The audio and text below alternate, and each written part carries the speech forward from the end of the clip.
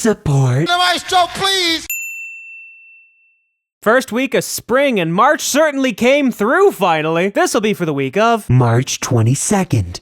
2025. On this day in music back in 2000, No Strings Attached, NSYNC's third studio album would be released. It would have the legendary singles both Bye Bye Bye and It's Gonna Be Me, and would cause a number of changes in the music industry. They would overtake their rival, the Backstreet Boys, in popularity, and also have the climax of the teen pop music trend. But most importantly, it would start to cause a shift where people started moving from CDCs to peer-to-peer file sharing websites like Napster and LimeWire, ultimately causing the switch to digital formats.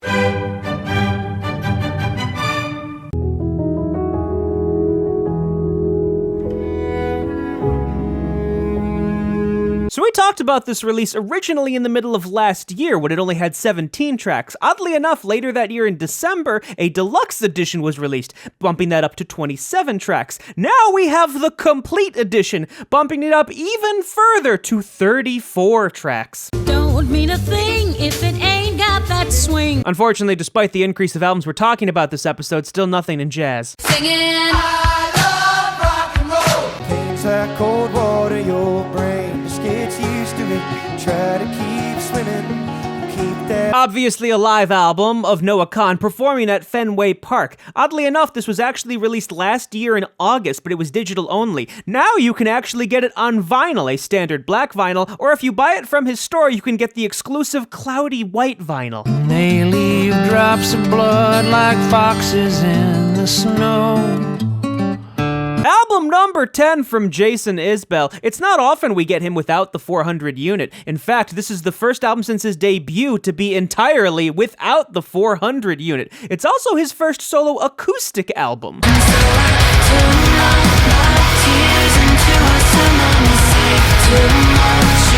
The follow-up to Spiritbox's debut album, Eternal Blue, back in 2021, finally getting that sophomore album. Now, they've self-described this as a metalcore, alternative metal, and a gent album, but they've also said it experiments with spoken word, drum and bass, electronic, industrial metal, pop, alternative rock, electropop, and even EDM. It's bigger than hip-hop, hip-hop. Honestly, with the powerhouses that are dominating the top of the R&B and hip-hop charts, I'm not surprised we still don't have anything new here.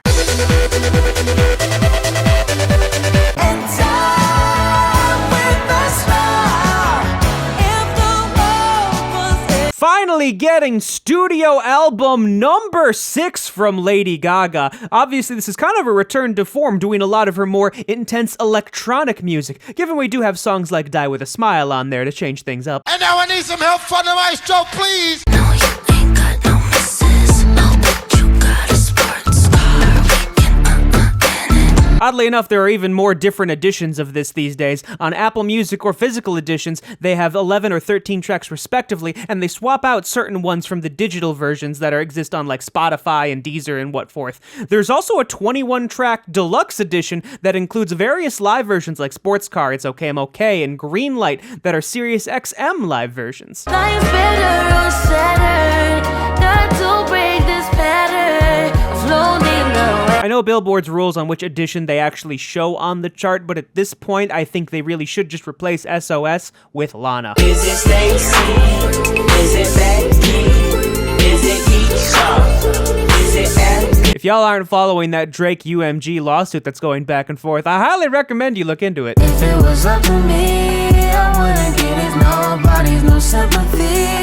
I take away the pain. Fun fact, on a lot of his earlier stuff, in terms of the copyright notice, it'll say Kendrick Lamar under exclusive license to Interscope Records. That actually means he has the copyrights for those recordings. However, on GNX, it says PG Lang, as opposed to Kendrick Lamar. So at some point, they renegotiated how they wanted that done, so now Lamar's management company has the copyrights, as opposed to Kendrick Lamar himself. And time with a smile.